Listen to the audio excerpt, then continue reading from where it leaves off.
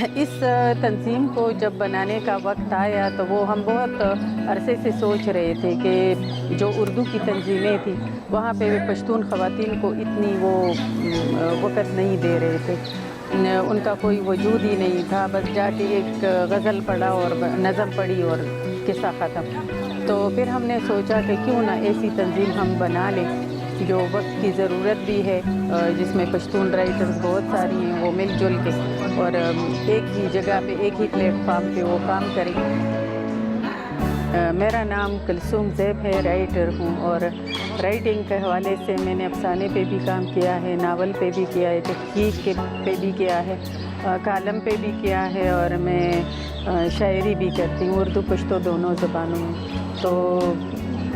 ہماری جو تنظیم ہے خویند ادبی لخکر خال، خال اس کا مخفف ہے، خویند سے خی، ادبی سے الف، لخکر سے لام، تو یہ خال بنا۔ تو اسی تنظیم کو ہم نے 2017 فروری میں ہم نے اس کو بنایا۔ میں اس کی بانی صدر ہوں اور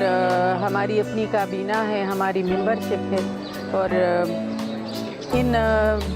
چند سالوں میں ہم نے بہت سارے پروگرام کیے، مطلب درجنوں۔ میں یہ نہیں کہوں کہ 2017 سے 22 تک کچھ 4-5 سال ہیں، لیکن ان 4-5 سالوں میں درجنوں پروگرام ہم نے کیے۔ وہ مشاعرے بھی ہیں، وہ تعزیتی ریفرنس بھی ہیں، وہ کسی کو خراجی تحسین پیش کرنے کے لیے۔ مجھے تو کم از کم خود اپنی حوالے سے مجھے خوشی ہوتی ہے کہ میں کچھ کر رہی ہوں اپنی خواتین کے لیے، اس لیے کہ جو محدود چند خواتین ہیں اس میں سے بھی صرف پروگرام کے لیے کچھ نکلتی ہیں۔ تقریباً بہت زیادہ خواتین ہیں جو لکھتی ہیں لیکن وہ اپنے گھروں میں ہوتی ہیں، ان کو باہر نکلنے کی پرمیشن نہیں ملتی، صرف کتابیں ہی ان کے جو خاندان والے ہیں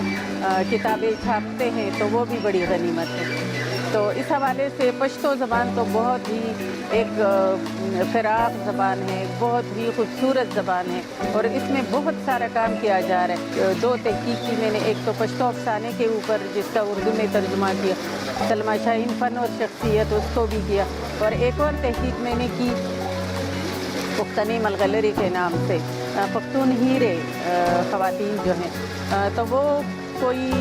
250 خواتین بنتی ہیں 3 صدیوں میں، کلاسک دور میں،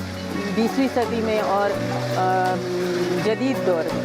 وہ خواتین بھی اس میں شامل ہیں جن کی کوئی کتاب ابھی نہیں آئی لیکن وہ اس کتاب میں شامل ہیں۔ تو یہ ایک کام ہے جو میں نے کیا ہے اپنی بہنوں کے لیے اور کرنا چاہتی ہوں، اور جتنا مجھ سے ہو سکتا ہے میں کروں گی۔